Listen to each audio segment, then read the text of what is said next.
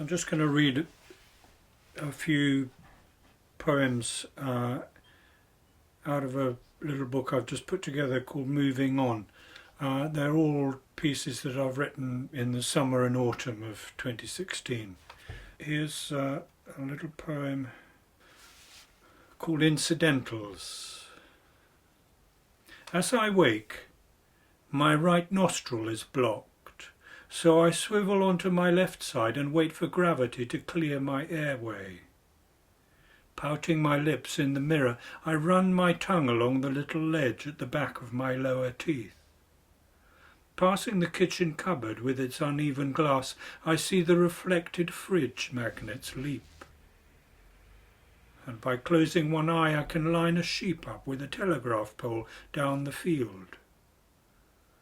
These unsaid incidentals need sometimes to have their say, for they are company, inasmuch as ear hairs and crows flashing past the window belong to the run of the day. And one called Words. Drawing words together, each with its own frame and nuance. Peopling the room with the self-important ones and the facilitators. Initiating those meetings that spark a vital exchange, yet, when all's said, lead beyond the words, until with a final click, the room is silent.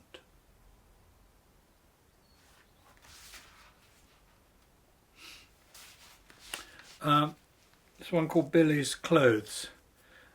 Billy was born in July, our first grandson.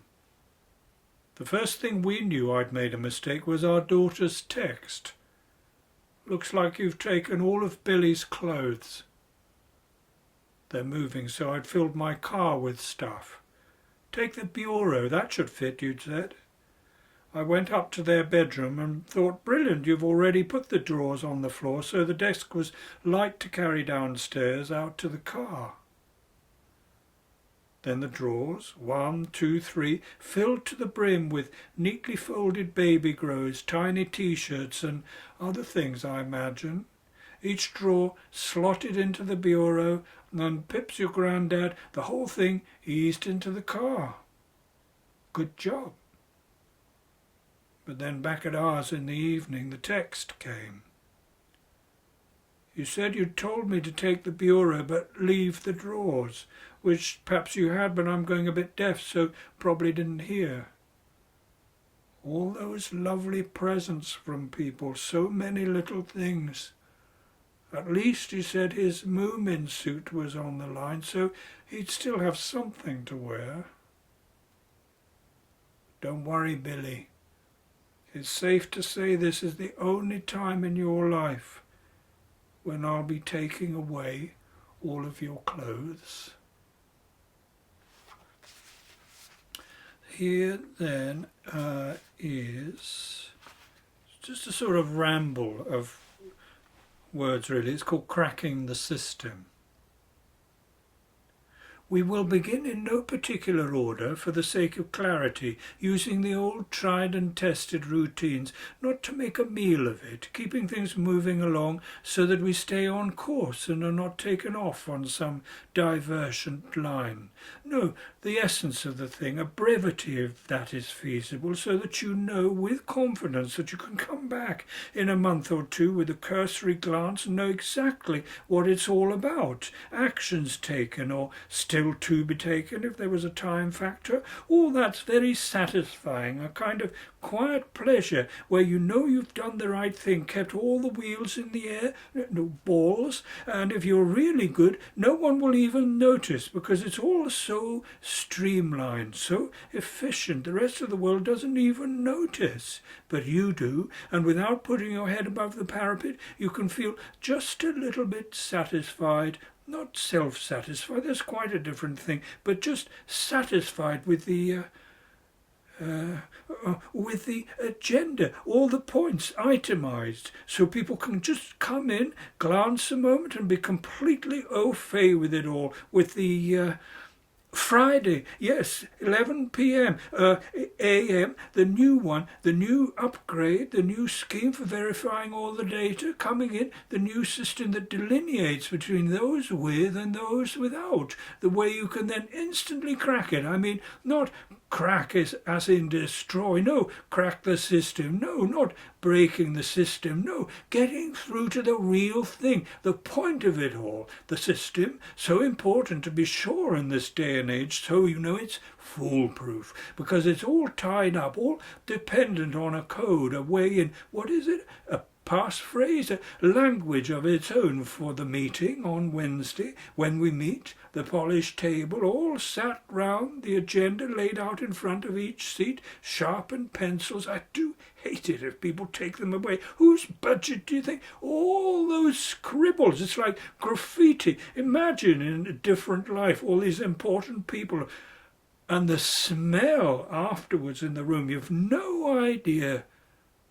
No idea.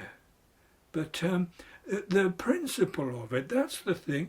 You're trying to establish the principle of the thing, because then you can move forward and know you're making progress. No, it's all shipshape, brought to order, made the best of it. These 40 years, doing my bit and enjoying it, of course, enjoying every minute of it, up and down, of course, some days, and racing along, hard to keep up sometimes when it's all happening at once. Oh yes, joining in, making a comment here and there, respect, of course, a little word afterwards, just to keep it all moving along, because that's the main thing. Always be reliable. Say what you're going to do, and then bright eyes, that's what they always, to tell you the truth, I never got to the bottom of it that time when Mrs.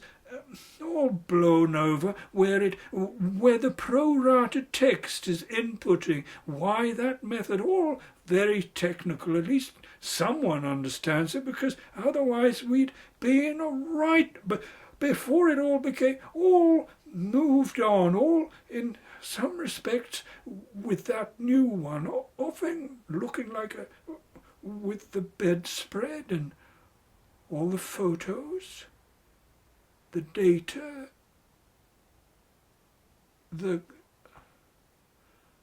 can't quite.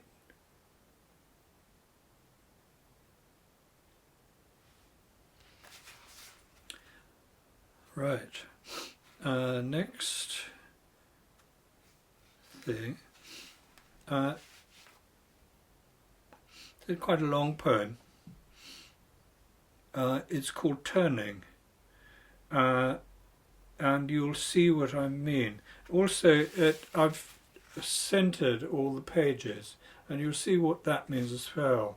That there's a kind of a line running through the middle of the text. And it begins with something that I used to do, which was Sufi or dervish turning, where you centered in one place, but you can turn and turn through 360 degrees and have a sense of the focus of attention without getting dizzy.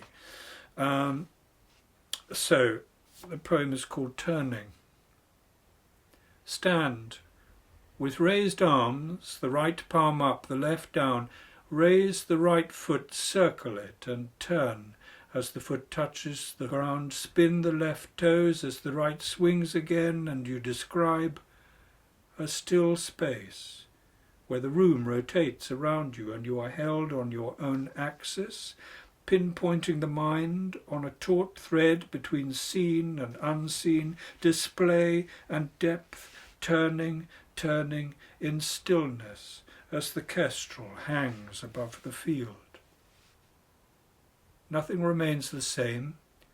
You can walk in this place and daily know its changes, see leaf and light and branch and shadow punctuate the shape of the breeze, see the cascading stream, dry, open-mouthed, the stones flecked with fossils, waiting. A rotten branch cracks in the wood as squirrels, scarpers, pigeons take off in all directions, and a cloud curls from fingers into toes. The night-bat and the blackbird fly amongst the same trees, each deep in its own preoccupation. The icicle and the cowslip, sunlit fireflies and wind-flung beech veins, the shattering step by step and suck of spring mud, I see these things and count them page by page. Kick the wheel.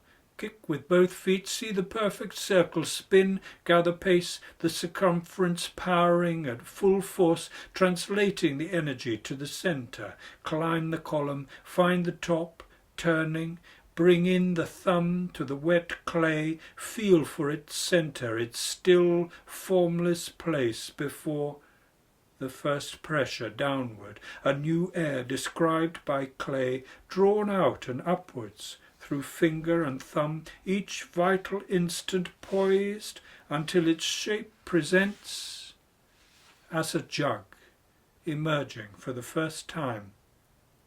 Form the rim and bring the wheel to a stop. The workshop is silent and the new pot glistens. With gentle movements, sponge the surface, make the spout with a deft sleight of hand, draw the curve of the handle and press it doubly home, then bring in a taut wire to free the base. And a new picture is here. Fired and glazed and fired again, it will find its own shelf and table, and welcome milk and wine and water. I feel your bark, run my hand around your trunk, find your cracks and blemishes, we all have them growing older. I love this wood. The path runs down beside the dyke of a broken wall, and at the end the stream winds through, and the stile marks the passage from wood to field. You are halfway down, rooted in the dyke. A grip of your strong limbs across the slope is coated in thin moss, like forest on a miniature escarpment. You do not grow straight up, but take your time to find the vertical. And then you soar, the only beech of any size. You rise beyond sycamore and ash, skywards, displayed and proud. Your unfolding is more than chance, your heightening weight balanced branch by branch. There is logic at work here, and this is surely more than mindlessness. High up I hear your brittling leaves, and close across my path an ancient stump is pocked and pitted. Your living bark circles you with leaf and light, and ring by ring you have your present in and in, to you the sapling, the first green, the seedling.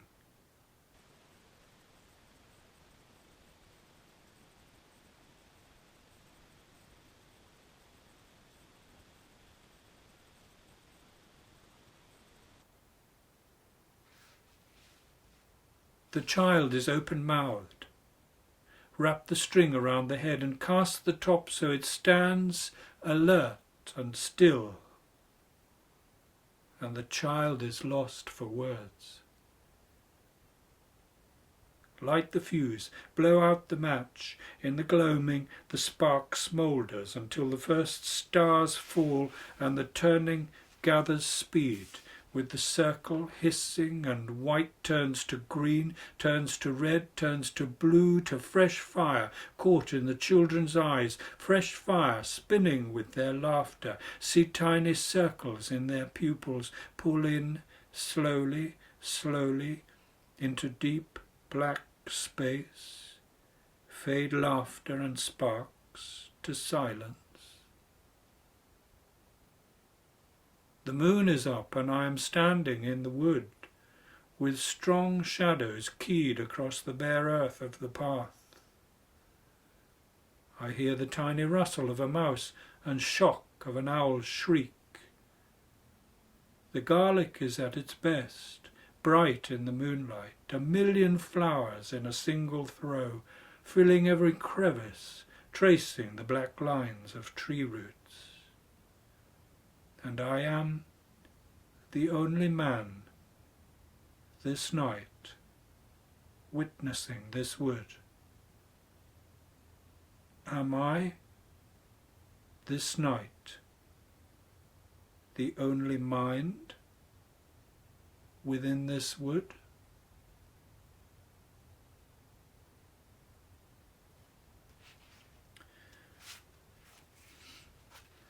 The tree that's mentioned in that poem is here on the cover of the book.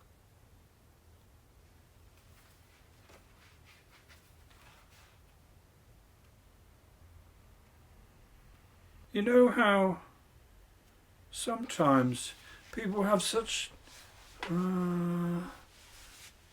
verbal diarrhea that you just haven't got a clue what they're talking about, and they're talking so fast that there's no way you can get a word in edgeways.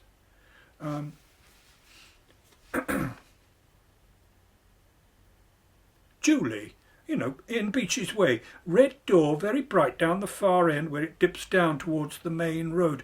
Noisy, I'd imagine. Always glad we're up this end. Further from the late night, but if you're organised, where's the problem? You know that thing that Bob been here since Mr. Dixon passed away. They've never stopped in. Every 5 minutes, one of them's revving up. So many cars, you've no idea. Anyway, people do, you know. It's either bereavement, I suppose, or jobs, because Linda, when she left, you remember their place took such a time to sell? 3 agents they had. We used to get quite fed up with all the people coming, you know them open days, and they've got one lot after another, and you're thinking every time, my God, are we going to have them?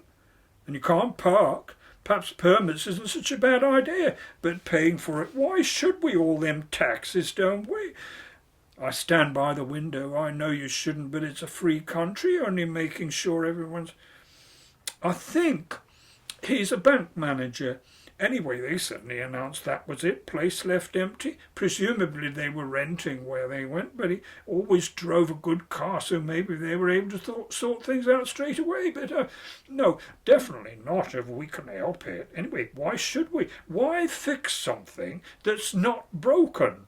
Anyway, they say it's one of the most stressful things in your life. Yes, that was Joyce. Always had a phrase when you needed it. Poor Joyce. Her daughter used to come once a fortnight, regular as clockwork, Friday afternoons. Those bags! Of course, we take our own now, for the environment. Staggering up the path, just the two of them, bulging, and the daughter, what's her name? Quite unusual. Not Daniel, that's a man's name. No, Daniela. I was on the road. Just got out of the car one time when she arrived. I was back late because I'd met Doreen, who I hadn't seen for quite a while. She's telling me her mum gets quite upset if there's more than two, because if she runs really low during the week, she'll phone her. But she can't come more than the once because she's so far away. I think she said Colchester, so that's God knows. What's that? Julie? Who's Julie?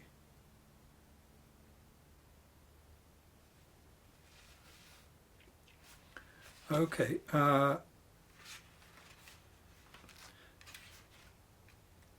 Here's quite a long poem.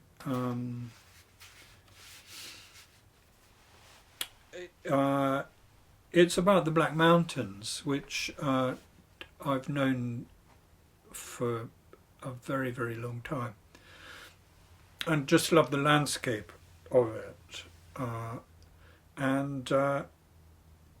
It's this is a poem which is kind of about just rather abruptly one day going for a walk and then suddenly thinking that a whole phase of my life, and in a way my perception of this valley in the Black Mountains, was kind of changing.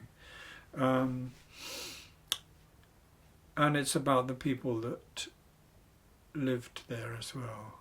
So the poem is called Moving On. thistles, the seed down beaded with drops. A squirrel lopes up a wind-bent hawthorn. Sheep intent on the grass jump in surprise as I push through the soaked bracken in October. In a month it'll be dark at this time.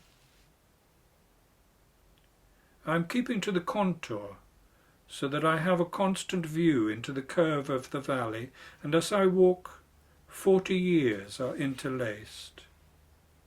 A black and white dog-eared photograph shows the line of the horizon high at the top, and a long descent through crag, shale, crouched oaks, the field with a sheep or two, and low down the bungalow with the double line of the hedged lane along the bottom. And there's the bungalow still, much the same, white between black timbers, the fence close around, and the slope stretching down to where the stream runs in its gully. At my feet, a broken mushroom has been ruined by the sheep. I keep to the path that runs above the wall, dividing farm from open mountain. The steep rises high beside me, wet cobwebs on the gorse, once so bright and fragrant as the may blossom, white like snow that sometimes hides the sheep. Across the valley is the farm, laid out. The diagonal track runs up from the lane, the caravan, once tucked in the corner, long gone, just the bedhead set as a gate still there. I would come up into the yard, full of hens, the cow in the barn, the way through to the back door, to tea and warmth. 6th of August, 2001. Thank you ever so much for your kind letter. All this killing the poor animals has left a wound I don't think that will ever heal. Most farmers were looking at the compensation, but that didn't bother me. I loved my dear animals dearly, only my aching heart can tell. They killed my dear old cow of 30 years of age, and she had never been ill in her life, and reared a lot of twin calves, and they killed our dear little tiddling Shep we had reared on the bottle. We had a letter from the Welsh Assembly in Cardiff to say that there was not a trace of foot and mouth in the valley, and the ground was spotless.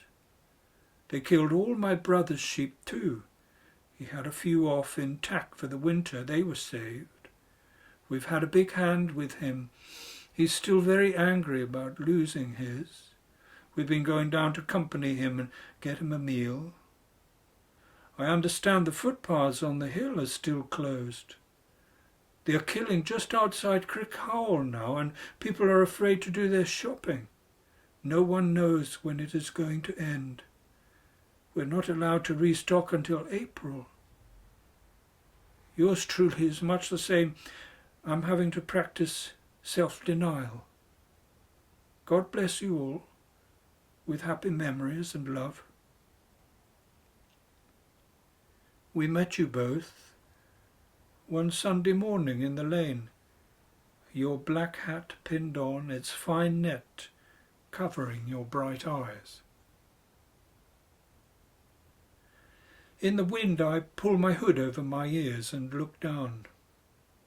There are seas of nettles, broken barn roofs, tiles slid from the house, and the field full of thistles. There are photos of you both in the yard, carrying a hen and grinning. You had no children. We loved coming. It was like another world. Last year I went up to the farm, up the diagonal path, pushing my way through. The main barn black and blank, where the wooden frontage had collapsed, leaving a silent, empty hole. The fir trees hissing in the wind. I went up to the back door, a little basket hanging from the eave, the gutter steadily dripping. I push and enter, scared to go in. The door scrapes across the flagstones.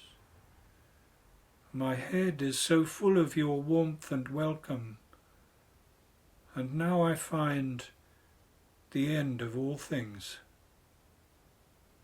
The cold Rayburn is there, the sideboard against the wall, the long table under the feeble light of the window, lino cracked and torn, and wallpaper hanging in shreds, reveals past patterns. And it is as cold as a cave. On the sideboard, a biscuit tin, 2 boxes of matches, their covers curled with damp, and a bright purple bottle of hand lotion. I go through into the main room, never used for sitting, and there by a mirror, a globe with your hat perched on it, your veil covering the continents you never saw. I climb the curling stairs for the first time and find 2 rooms, a place so lived in and loved through familiarity.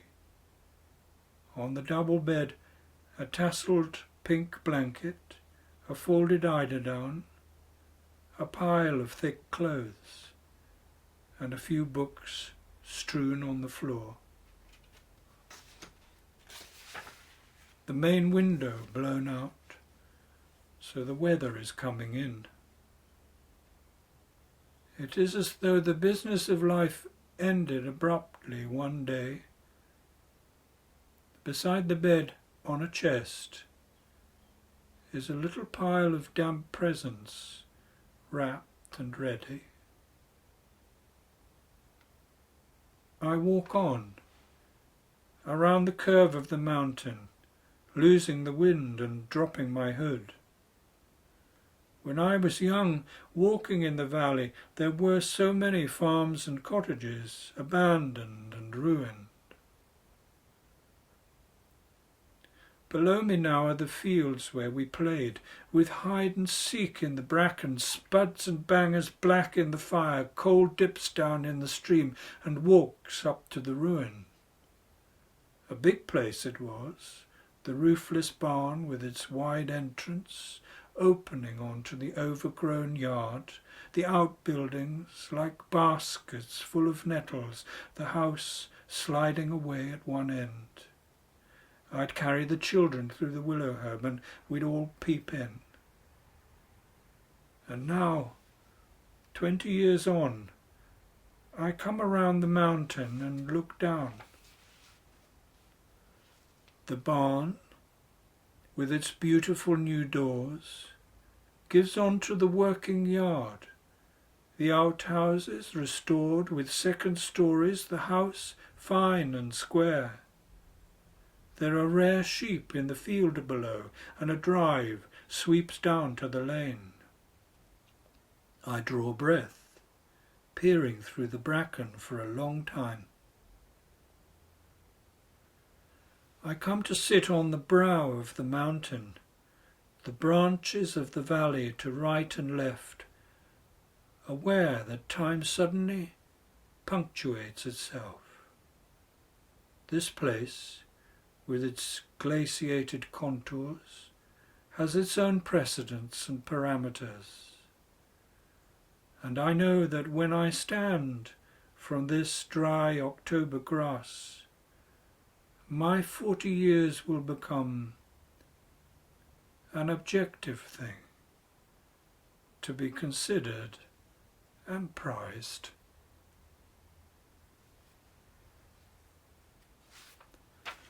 Okay. Just last thing I'm going to read is a poem that I wrote at the end of November 2016. It's really a song, and it's about the fact that Donald Trump was, through a democratic process, elected to be President of the United States, on the brink of America. I walked down the lane and climbed the stile to find the view across the valley.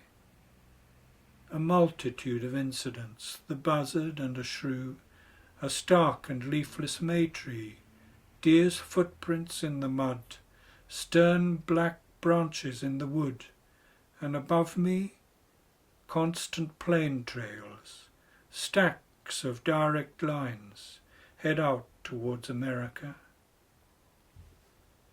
I stood once in Connemara, the furthest west I've ever been, staring, as monks did, at the edge of the known world, seeing the constant straight line of the horizon.